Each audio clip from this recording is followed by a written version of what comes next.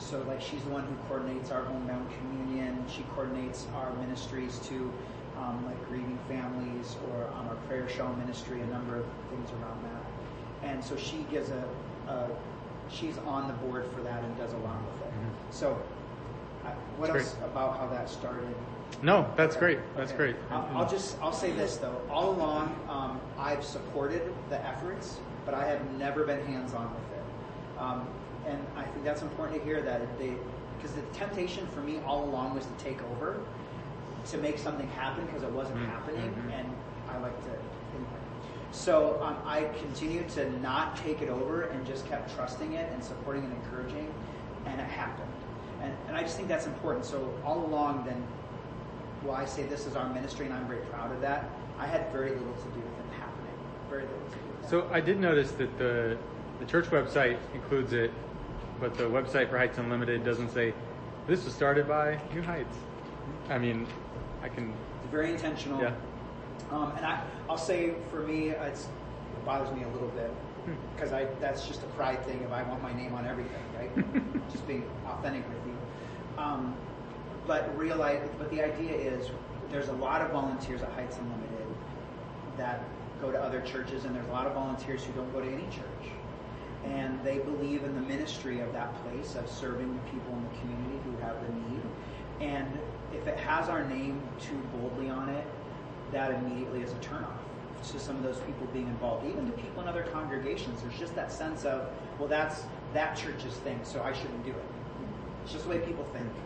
So yes, so we put it on our website to feed my ego maybe, and it also has its own standalone website. So Are the Carlox members here? How did you guys get connected? So here's the interesting thing, I haven't even met the Carlox. Okay. All my people involved in the ministry have, but I haven't. Okay. And they started doing that museum on their own, and then we were aware of the space and contacted them and so forth. Okay. Yeah. I'll just say, it struck me, we were speaking with Karen Carlock this morning, she referred to the church several times as Heights Unlimited, as the name of the church. Sure. Just point of observation. Could you give us a tour, maybe continue talking? Sure. Just so we don't get Yes. out of here too late. Yeah. I have one more handout, that just for your staff. What is the staff Do you like? have to do this for accountability purposes for the Lutheran Church anyway? And so this is just like your documentation? And This was what we For training. produced for our people. The Ascent to the Summit we did for our own people to move us forward. That we've done along the way for two things, to keep reminding our people where we've been and where we're going. Yeah. And also I've used that with the redevelopment stuff we've done outside of this. Yeah. Yeah. And then this Reimagining Sunday School, we've done some presentations in the local synod for teach and train. I just want to say a couple things about that. So you heard we have 130 kids in children's ministry. Right after that, we moved Sunday school off of Sunday morning because people don't come on Sunday morning. And by the way, most of our, how many of the kids today live in more than one household? And so it just doesn't work. So we moved it to Wednesday night, and we do some fabulous stuff on Wednesday night. And so that documents some of those things. But just like I mentioned at the beginning, what you'll read there is more of the big picture behind why we do what we do. And those are the things that I want that you need to let sink in. And the first part of that is safe entry points. Sunday morning isn't a safe entry point for people. It's not. It's too. They're in their mind. It's too judgmental here on Sunday morning. Anybody can come on Wednesday night. It's a totally different thing. Kids invite their friends. People come in and check it out, and it's a safe entry point. So just be aware of that. That Sunday morning isn't safe for unchurched or people who have given up on church. It's not. And so Wednesday's been a great thing. But the other side note to that is the folks in the people in the community or people who come to Wednesday night, they think of Family Faith Night just like and this is good and bad, but just like they take their kids to soccer on Tuesday and gymnastics on Thursday, or bring them to church on Wednesday, like we used to do on Sunday morning. And so we get over 90% attendance on Wednesday nights. People are here week in, week out. They're here on Wednesday night. And a lot of those people we see on Sunday, some of them we never see on Sunday, and that's okay with us. But we're connected with them on Wednesday. So. I'll give you the tour, and Great. happy to answer any questions if we have time. I could talk to you for 5 hours, so. You're already very generous with your time, so thank you. Let's go in the worship center first. And we intentionally use different words for things. So worship center rather than sanctuary.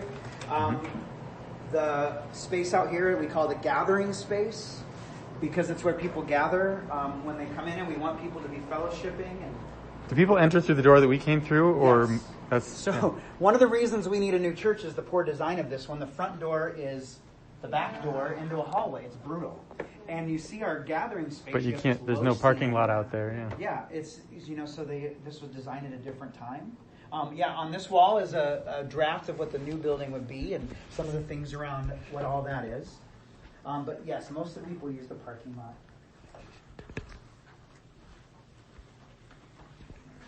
What do you think of reimagining the word for Sunday school? Well, and for us, it's Family Faith Night. That's what we call it, please. Chris, there's a light right behind that banner on the right side. Yeah, thank you. We did this because we want to, it's really hard in the congregation to help people see that, the folks who are involved the folks who are really hands-on tend to feel like they're the only ones doing something, and they have a hard time remembering that there's lots of other people having different experiences here. And so one of the reasons we put up these photos is we wanted those who aren't involved to see that, there's a lot of other people doing things. We also wanted our congregation, it's really hard to help folks who mostly just come on Sunday to get connected in any way to the bigger picture of how things function and what's going on. And we just wanted a concrete way for people to just say, okay, so here's kind of how some of the things function, here's who's involved. And we have this on our website too in a different version, but and we did it this way so we could easily trade in and out new pictures. So twice a year we update pictures, try to keep them up to date as much as we can. But trying to give that perspective of priesthood of all believers. It isn't just Pastor Rob and a few staff people doing everything. It's the church's church. So we use this screen just to run announcement slides. Basically, it'll have announcements that are on Wednesday nights and Sunday mornings. There's just announcements running on there.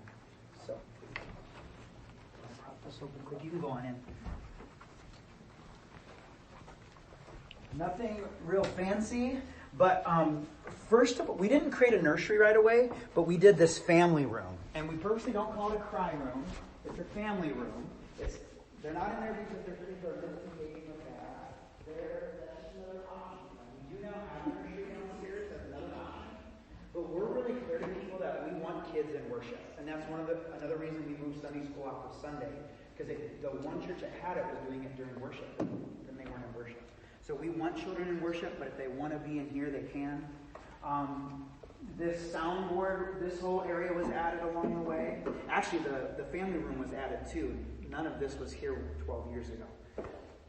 The screens were added along the way.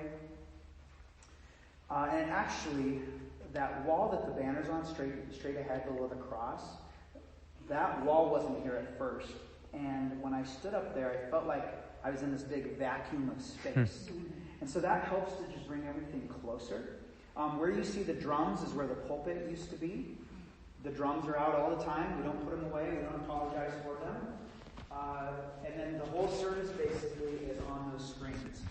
What you need to, at first we had a big, one of those big huge projection screens that came up from that wall.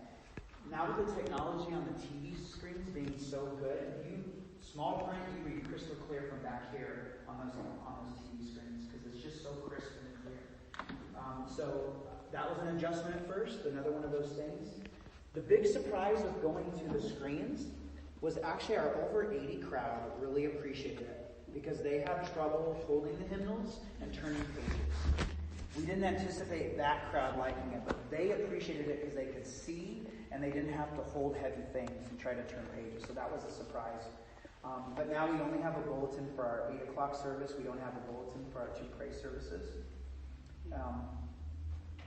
We just walk people through worship. And we do have a take-home they get every week called the Faith Life Weekly that has our announcements about what's happening, and it has our a take-home family devotion, and it has our prayer requests. but we don't have the bulletin. So anyway, you see two different sets of things in here. The newer stuff came out of